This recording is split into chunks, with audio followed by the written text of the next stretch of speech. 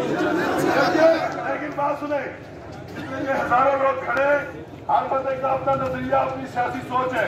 हम यहाँ पर खड़े हैं सिर्फ एक नुकते के ऊपर, बिजली फ्री, आटा सब्सिडाइज, तेल पेट्रोल सब्सिडाइज, राज्य की राह खत्म करो, राज्य की राह खत्म करो। अगर यहाँ पर सारे लोग किसी एक नजरिए की हो और एक बंदा किसी एक नजरिए का उसका भी एहतराम कर रहे हैं, उसका भी एहतराम कर रहे हैं।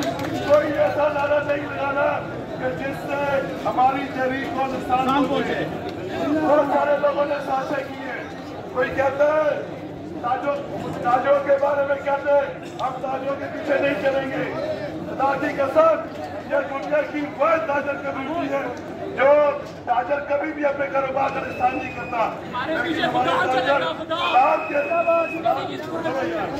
सलाम के बच्चे के अपने कारोबार दांव पे लगा के तबाह करके आज आवाज